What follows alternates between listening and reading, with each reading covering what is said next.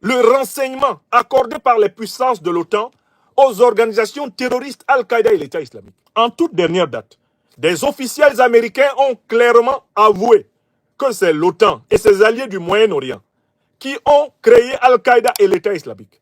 Que ce sont les puissances de l'OTAN, donc y compris la France, qui sont derrière la déstabilisation de la Libye et du Sahel. Madame Tulsi Gabbard, Monsieur Elon Musk ont publié des documents officiels impliquant directement le trésor public américain dans le financement des organisations terroristes. France 24 a publié en juillet 2014 un article inoubliable dans lequel France 24 accuse la France d'être le premier banquier des djihadistes au Sahel. Achim Mbembe, qui est pourtant bien documenté et bien informé, n'assume pas le fait qu'on ne pouvait pas continuer à laisser.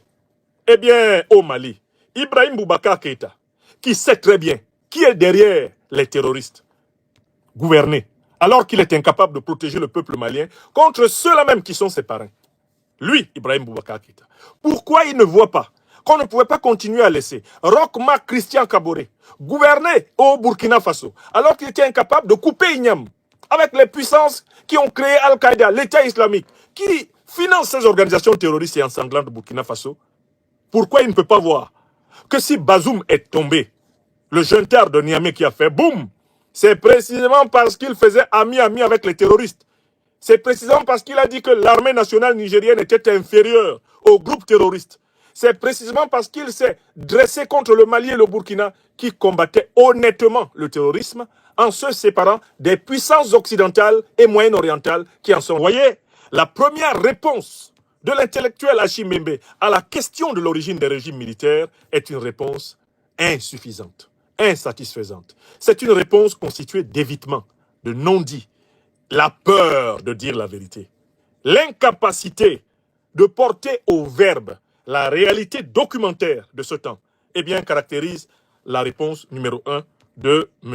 Enfin, il n'a pas le courage de souligner que parce que les Africains revendiquent leur souveraineté, parce que les Africains revendiquent la fin du CFA, parce que les Africains revendiquent la fin de l'ingérence de la puissance française, en particulier dans la désignation de leurs dirigeants, ils sont amplement persécutés, comme moi, je le suis en France. Où est la solidarité de l'intellectuel Mbembe? Lorsque M. Macron me traque, alors que je défends les thèses que lui, Mbembe, défendait, a défendu dans ses livres, à propos du colonialisme, du néocolonialisme. Lui, Mbembe, qui a dénoncé l'armée coloniale française pour avoir